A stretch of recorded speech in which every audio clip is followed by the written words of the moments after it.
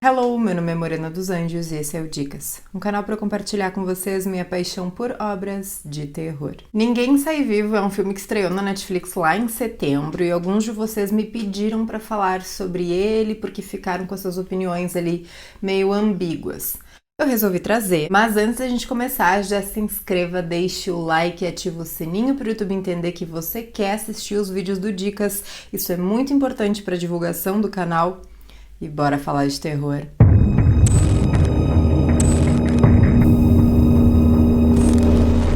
Amber é uma jovem mexicana que, após passar anos cuidando da mãe que estava doente, resolve ir para os Estados Unidos ilegalmente tentar uma nova vida. Por ser imigrante e ter um trabalho exaustivo que paga pouco, ela acaba se alojando numa pensão, numa casa só para mulheres, que tá assim, ó, caindo aos pedaços. O visual do lugar é aquele que muitos de nós nem entraríamos, né? Porque assistimos filmes de terror, sabemos como funciona, mas ela não tinha muita opção.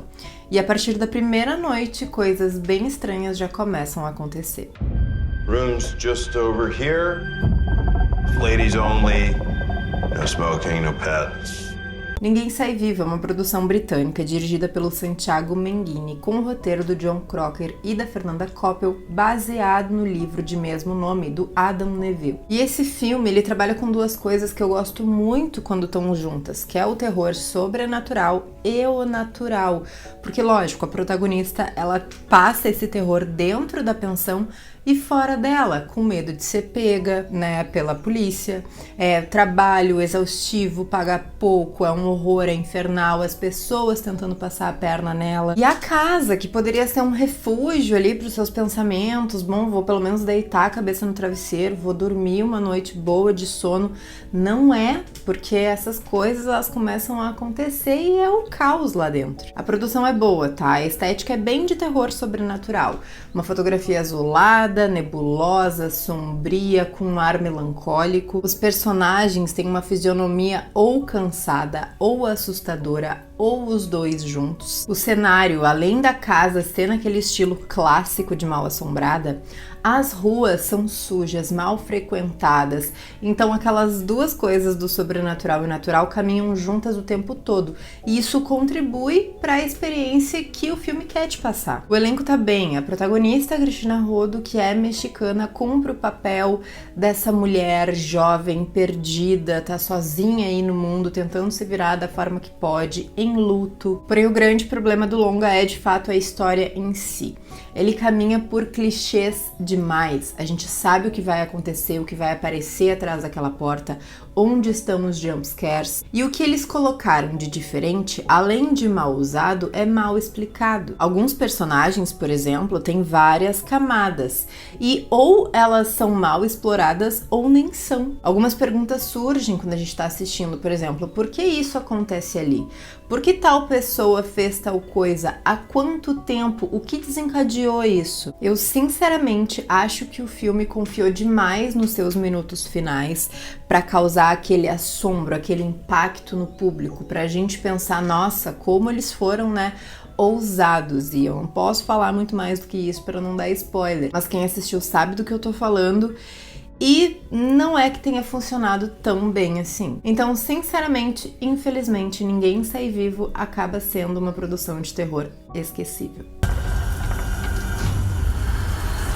Bom, agora eu vou falar um pouco sobre a história, então haverá spoilers. Eu sugiro você pausar o vídeo, assistir o filme e voltar aqui depois, mas se quiser continuar, fica à vontade. O filme começa com imagens encontradas do México em 1963, de escavações, né, algumas pessoas ali escavando e tal. Aí depois nós temos várias borboletas que aparecem assim na tela, e ele já corta para uma garota falando em português, se eu não me engano, numa casa super sinistra, ela tá no telefone, assim, e aí a energia acaba e alguma coisa pega ela. Corta já pra Amber, que vem a ser a nossa protagonista, e lógico que a pensão onde ela vai ficar é essa casa que apareceu essa menina. O lugar é só para mulheres, geralmente imigrantes. Quem cuida é um cara chamado Red, E lá só tem mais uma menina hospedada além da Amber, que é uma que fica no andar de baixo e ela tá sempre chorando. E assim, logo na primeira noite a gente já vê algumas silhuetas de fantasmas nos andares. Então, ok, fica muito nítido, o filme nem faz muita enrolação, é pra ser uma casa mal assombrada mesmo. Daí qual é a função da Amber? A mãe morreu, ela foi pros Estados Unidos e ela tem um tio lá que tem uma família americana, o filho dele nem fala espanhol. Porém, ela falou pro tio que ela nasceu nos Estados Unidos. Então ele conseguiu pra ela uma entrevista de emprego, só que ela precisa apresentar um RG norte-americano. E ela tá em função de conseguir esse documento. Uma colega dela diz que tem um cara que, né, vai conseguir e tal, o valor é tanto, ela já não tem dinheiro, dá tudo que tem praticamente. E bom, ela tá na pensão, tem essa menina que chora, determinada noite ela vai ver e não a encontra. Depois um cara careca, alto, vai na porta dela enquanto ela tá dormindo, fala umas coisas em outra língua e passa um pó e sai. Depois a gente vem a entender que esse pó é de mariposa, de borboleta, sabe? Não sei se vocês já mataram uma borboleta. Acidentalmente ela solta um pozinho. E aí, em um outro momento, a Amber acaba entrando no escritório do Red, né, o dono da pensão, e escuta uma gravação muito estranha. Além de livros sobre rituais primitivos também, e fotos com uma caixa que ela já tinha visto em certos pesadelos, porque ela vem tendo constantemente pesadelos com a mãe. E aí aparece essa caixa. E mais, aquela coisa dos fantasmas começa a ficar ainda mais palpável, porque durante uma noite a porta do quarto dela tá aberta e entram duas mulheres, que são sim espíritos brigando e tal, e a Amber fica apavorada, mas aí elas vão embora e nunca mais aparecem e fica uma coisa meio perdida. Enfim, quando isso acontece, ela tá decidida a meter o pé do lugar, né? Ainda bem. Porém, o que rolou foi que a amiga dela que ia conseguir o RG sumiu com a grana. Então ela tá assim, sem dinheiro nenhum. Mesmo assim, ela junta as coisas dela, vai falar com o Red, pede o depósito que ela deixou lá, né, pra caso desse algum problema, dela não conseguir pagar o aluguel de volta, porque é um dinheiro que ia retornar. Ele diz que não tem como pagar ela no momento e mesmo assim ela vaza dali. Só que imagina, ela não tem dinheiro nenhum.